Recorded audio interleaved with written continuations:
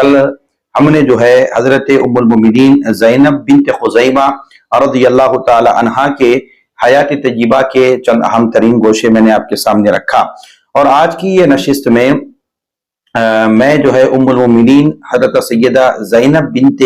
جہش رضی اللہ تعالی عنہ کا آج ذکر کروں گا۔ اب تک میں نے 7 ازواج مطہرات کا جو میں نے ذکر کیا تھا، ان 7 ازواج مطہرات کا تعلق جو ہے جو قریش سے ان کا تعلق رہا ہے، تو لہذا جو ہے آج سے ہم ان کا ذکر کریں گے ازواج مطہرات میں سے جو قبیلہ قریش میں سے نہیں تھے بلکہ دیگر قبائل سے ان کا تعلق رہا۔ آئیے آج ہم ذکر فرما رہے ہیں ام المومنین سیدہ زینب بنت جہش رضی اللہ تعالی عنہ کا۔ السلام علیکم ورحمۃ اللہ تعالی وبرکاتہ، نحمدہ ونصلی ونسلم علی سیدنا و مولانا محمد رسولہ النبی الامین المکین الحنین الکریم الرؤوف الرحیم وعلی آلہ الطیبین الطاہرین وصحبہ الکرام المتقین المخلصین وجمیع الاولیاء والصالحین وعلینا معهم اجمعین، اما بعد فقد قال اللہ سبحانہ وتعالی فی کلامہ العظیم اعوذ باللہ من الشیطان الرجیم بسم اللہ الرحمن الرحیم النبی اولا بالمؤمنین من انفسهم وازواجه امہاتهم صدق اللہ مولانا العظیم فقال اللہ سبحانہ وتعالی الى مقام آخر ان اللہ وملائکته یصلون علی النبی یا ایھا الذین آمنوا صلوا علیہ وسلموا تسلیما اللہم صلی علی سیدنا محمد وعلی آل سیدنا محمد وبارک وسلم۔ معزز ناظرین سامعین محترم، کل ہم نے جو ہے حضرت ام المومنین زینب بنت خزیمہ رضی اللہ تعالی عنہا کے حیات طیبہ کے چند اہم ترین گوشے میں نے آپ کے سامنے رکھا، اور آج کی یہ نشست میں میں جو ہے ام المومنین حضرت سیدہ زینب بنت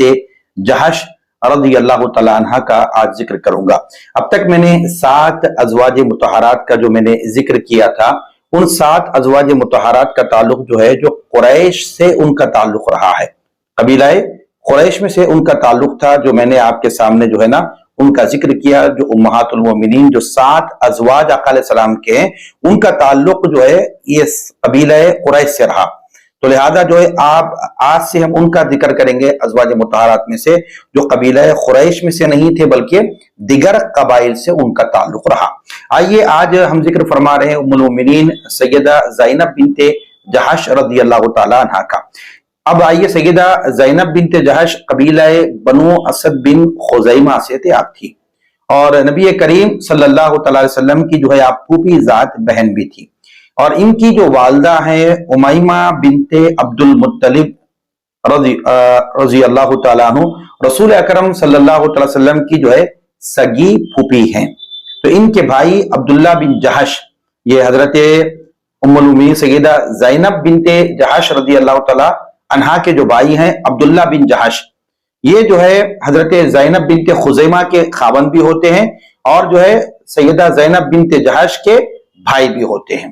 اور جو ہے ان کے بھائی یعنی حضرت عبداللہ بن جہش رضی اللہ عنہ جلیل القدر صحابی بھی ہیں، جو قدیم الاسلام بھی ہیں، اور حضور اکرم صلی اللہ علیہ وسلم کے ساتھ آپ رہنے والوں میں سے ان کا شمار بھی ہوتا ہے، اور آپ نے ہجرت بھی فرمائی ہے آقا علیہ السلام کے ساتھ۔ کون؟ حضرت زینب بنت جہش رضی اللہ تعالیٰ عنہ کے بھائی عبداللہ بن جہش رضی اللہ تعالیٰ عنہ۔ سیدہ زینب بنت جہش رضی اللہ تعالیٰ عنہا بھی اپنے بھائی کی طرح آپ بھی جو ہے السابقون الاولون میں سے ہجرت کر کے مدینہ طیبہ آنے والوں میں سے حضرت زینب بنت جہش رضی اللہ تعالیٰ عنہ کا بھی شمار ہوتا ہے۔ اب آئیے حضور پاک علیہ السلام سے جو آپ کا جو نکاح ہوا اس کے تعلق سے میں چند باتیں گوشے گزار کرتا چلوں گا۔ آقا علیہ السلام سے جب ان کا نکاح پہلے جو ہے اپنے آزاد کردہ غلام اور حضور پاک صلی اللہ علیہ وسلم کے اپنے منہ بولے بیٹے حضرت زید بن حارثہ رضی اللہ تعالیٰ عنہ سے کیا تھا، تاکہ غلاموں کی عزت افزائی ہو۔ لوگ غلاموں کو جو ہے ادنا مخلوق سمجھتے تھے اس وقت میں، رسول پاک صلی اللہ علیہ وسلم نے اس فرق کو مٹانے کے لیے اپنی پھوپھی ذات بہن سیدہ زینب کا جو ہے نکاح اپنے غلام سے فرمایا۔ اس زمانے میں جو ہے غلاموں کی کوئی حیثیت نہیں تھی، ان کا کوئی وقار نہیں تھا، ان کا کوئی مرتبہ نہیں تھا، بالکل جو ہے کم نگاہوں سے ان کو دیکھا جاتا تھا۔ تو آقا علیہ السلام نے اس معاملے کو ختم فرمانے کے لیے جو ہے اپنی پھوپھی ذات بہن حضرت زینب بنت جہش رضی اللہ تعالی عنہا سے جو ہے آپ کا نکاح فرمایا۔ اب اس طرح جو ہے نکاح کے تعلق سے بھی حضرت زینب بنت جہش رضی اللہ تعالیٰ عنہ جو ہے اس وقت میں جو ہے اس نکاح کے لیے تیار آپ نہیں تھی، اور حضور پاک علیہ الصلوۃ والسلام نے ان سے فرمایا کہ جو ہے کیا فرمایا، زید بن حارثہ سے میں تمہارا نکاح کرنا چاہتا ہوں۔ تو زینب بنت جہش رضی اللہ تعالیٰ عنہ کے پاس گئے اور انہیں یہ بات کہی، وہ کہنے لگی کہ لستو بنکاحتی ہے، میں اس سے نکاح نہیں کرنے والی۔ تو آقا علیہ الصلوۃ والسلام نے جب ان کے پاس کہا کہ میں تمہارا نکاح جو ہے نا زینب بنت حضرت زید بن حارثہ سے کرنا چاہتا ہوں، تو زینب بنت جہش نے اس وقت جو ہے نا نکاح کرنے کے لیے تیار نہیں تھی۔ تو آپ نے فرمایا بلا، کیوں نہیں، تم اس سے نکاح کرو۔ تو کہنے لگی کہ یا رسول اللہ صلی اللہ علیہ وسلم میں اس بارے میں سوچوں گی۔ تو زینب بنت جہش رضی اللہ تعالیٰ عنہ نے فوراً جو ہے جواب نہیں دیا، فرمایا کہ آپ نے فرمایا کہ نکاح کرو، مجھے اس بارے میں سوچنا ہے فرمایا۔ تو اس وقت میں جو ہے یہ آیت مبارکہ اللہ رب العالمین نے حضور اکرم صلی اللہ تعالی علیہ وسلم پر نازل فرمائی۔ وہ آیت کیا تھی، وَمَا كَانَ لِمُؤْمِنٍ وَلَا مُؤْمِنَةٍ إِذَا قَضَى اللَّهُ وَرَسُولُهُ أَمْرًا۔ یہ بھی آیت کریمہ جب حضور پاک صلی اللہ علیہ وسلم پر نازل ہوئی کہ جب اللہ اس کے رسول کوئی فیصلہ کر دیں، پھر کسی مرد مومن یا عورت کو کوئی اختیار نہیں کہ اس کو رد کر دے۔ تو حضور پاک نے فرمایا کہ دیکھو تمہارا نکاح میں زید بن حارثہ سے ہم کرنا چاہتے ہیں، تو اس وقت آپ نے آپ نے فرمایا کہ میں سوچوں گی۔ اس وقت جب آیت کریمہ نازل ہوئی تو اس وقت جو ہے زینب بنت جہش رضی اللہ تعالیٰ عنہ نے عرض کرنے لگی یا رسول اللہ میں راضی ہوں، میں یہ آیت کریمہ کے بعد جو ہے آپ نے فرمایا کہ میں راضی ہوں، میں اللہ اس کے رسول کی نافرمانی نہیں کر سکتی، میں خود کو جو ہے زید بن حارثہ کے نکاح میں دیتی ہوں۔ تو اس جگہ پر جو ہے اب یہ اگر سوال کیا جائے کہ سیدہ زینب حضرت زید سے نہیں نکاح کرنا چاہتی تھی تو ان کا نکاح ان کی مرضی کے خلاف کیوں کیا گیا، تو اس کا جواب یہی ہے کہ دراصل جو ہے اس کا مقصد امت کو یہ بتانا تھا کہ غلاموں کو گھٹیا انسان نہ سمجھو، وہ تمہارے ہی جیسے انسان اور اولاد آدم ہیں اور ان سے شادیاں کرو۔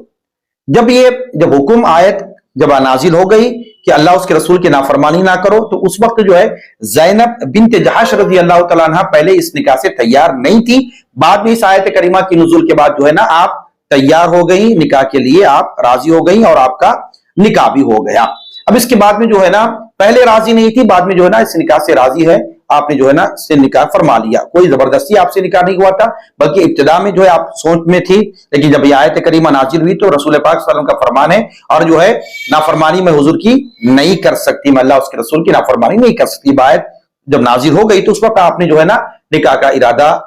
تیار ہو گئی نکاح کے لیے آپ۔ اس کے بعد جو ہے ہوا ہے کہ کچھ دنوں کے بعد حضرت زید بن حارثہ سے اور حضرت زینب بنت جہش کے درمیان تھوڑی سی جو ہے نا اتفاقی ہو گئی، حتیٰ کہ زید بن حارثہ رضی اللہ تعالی عنہ جو ہے حضور پاک کے پاس حاضر ہوئے اور زینب بنت جہش کا جو ہے شکوہ لے کر آئے، تو آپ ان سے فرمانے لگے امسک علیک زوجک، اپنی بیوی کو اپنے پاس رکھو، یعنی کچھ باتیں آپ بتا رہے ہیں، تو ارادہ یہ تھا کہ اب ان سے علیحدگی اختیار کر لیں۔ تو آقا علیہ السلام نے بہت چاہا کہ علیحدگی نہ ہو، بلکہ جو ہے نا زید بن حارثہ اور زینب بنت جہش کے درمیان نکاح باقی رہے۔ تو حضور نے اس وقت حضرت زید بن حارثہ کو یہ فرمایا کہ جو ہے امسک علیک زوجک، اپنی بیوی کو اپنے پاس رکھو۔ حضرت انس کہتے ہیں کہ اگر حضور پاک صلی اللہ علیہ وسلم قرآن میں سے کوئی چیز چھپانے والے ہوتے تو اس آیت کو چھپاتے تھے۔ تو جو ہے اب الغرض جو ہے زید بن حارثہ اور حضرت سیدہ زینب رضی اللہ تعالیٰ عنہ کے درمیان قریباً 1 برس تک نکاح رہا، پھر اس کے بعد دونوں میں جو ہے نا اب نبھ نہ سکا، آخر میں جو ہے حضرت زینب کو حضرت زید بن حارثہ نے اپنی طرف سے جو ہے طلاق دے دی۔ حدیث کے مطابق جب ان کی عدت ختم ہو گئی تو حضور پاک علیہ الصلوۃ والسلام نے حضرت زید ہی کو، یعنی حضرت زید ہی کو جو ہے سیدہ زینب کے پاس بھیجا، انہیں اپنی طرف سے نکاح کا پیغام دینے کے لیے۔ آقا علیہ الصلوۃ والسلام ان سے نکاح کرنا چاہتے تھے، بنے اس وقت میں جو ہے آقا علیہ السلام نے اس نکاح کے پیغام کو لے جانے کے لیے خود جو ہے نا زید بن حارثہ رضی اللہ تعالی عنہ کو بھیجا۔ اور اس موقع پر حضرت زید کا انتخاب کیوں کیا گیا؟ آقا علیہ السلام اگر نکاح کرنا چاہتے تو کسی اور سے بھی جو ہے نا نکاح کا پیغام بھجوا سکتے تھے، مگر کسی اور کو نہ بھجوا کر زید بن حارثہ کو بھجوانے کا مقصد کیا رہا کہ زید کا انتخاب اس لیے کیا گیا تاکہ سب کو معلوم ہو کہ زید اپنی مرضی سے طلاق دی ہے،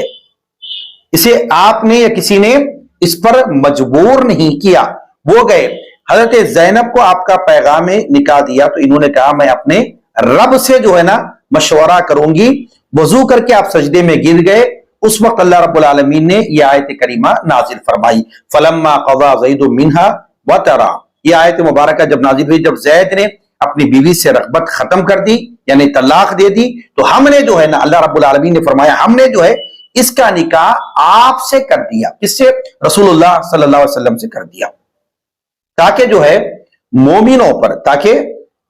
پر ان کے منہ بولے بیٹوں کی بیویوں کے بارے میں کوئی حرج اعتراض نہ رہے. اس پر مومنوں پر ان کے منہ بولے بیٹوں کی بیویوں کے بارے میں کوئی حرج اعتراض نہ رہے جب وہ انہیں طلاق دے دیں اور اللہ کا کام ہو کر رہتا ہے.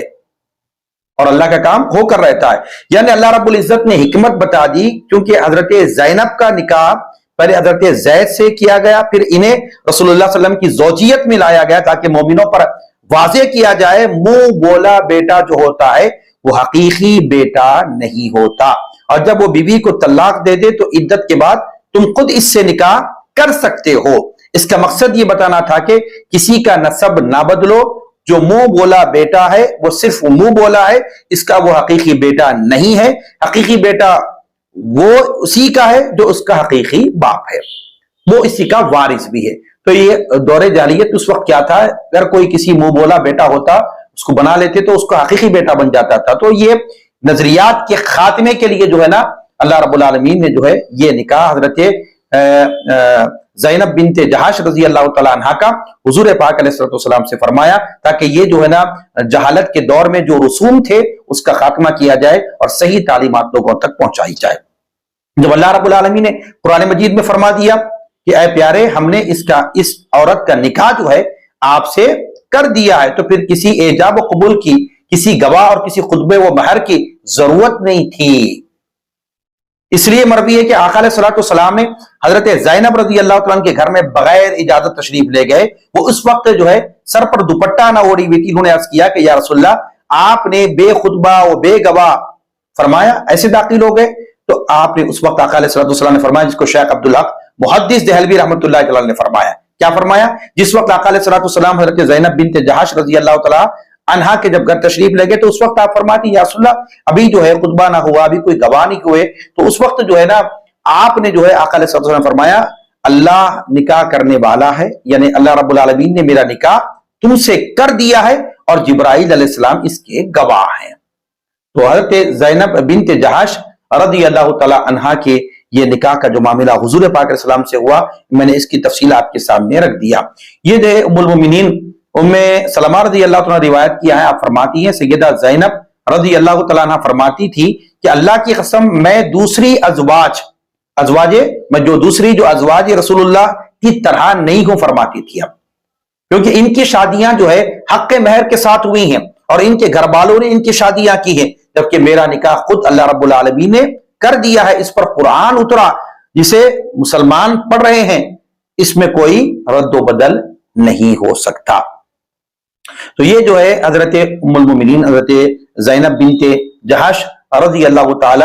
عنہا کے متعلق کچھ باتیں میں نے آپ کے گوشے گزار کی تھی. اور اس طرح جو ہے جب رسول پاک صلی اللہ علیہ وسلم کے ساتھ جو ہے سیدہ زینب کی شادی جو ہے سن 6 ہجری میں ہوئی، اور ان کی شادی پر رسول اللہ صلی اللہ علیہ وسلم نے جو ولیمہ فرمایا وہ تمام دیگر ازواج سے بہتر تھا. حضرت انس فرمایا کرتے تھے کہ رسول پاک صلی اللہ علیہ وسلم نے حضرت زینب کے لیے جو ولیمہ فرمایا وہ تمام دیگر ازواج سے بہتر تھا. آپ نے صحابہ کرام کو گوشت کی روٹی بھی کھلائی. آئیے آخری بات آپ کے سامنے رکھ کے اپنی گفتگو کو ختم کرتا ہوں. ام المؤمنین سیدہ زینب رضی اللہ تعالیٰ عنہ کی وصال کے تعلق سے نبی کریم صلی اللہ علیہ وسلم کے بعد آپ کی ازواج میں سے جس کا وصال سب سے پہلے ہوا وہ زینب بنت جہاش رضی اللہ تعالیٰ عنہا تھی. اس کی خبر رسول پاک صلی اللہ علیہ وسلم نے پہلے ہی دے دی تھی. یعنی آقا علیہ السلام کے حیات ظاہری کے بعد حضور کے ازواج میں سے سب سے پہلے وفات پانے والی اگر کوئی زوجہ تھی وہ زینب بنت جہاش رضی اللہ تعالیٰ عنہا تھی. ان کے متعلق آقا علیہ السلام نے جو ہے پہلے ہی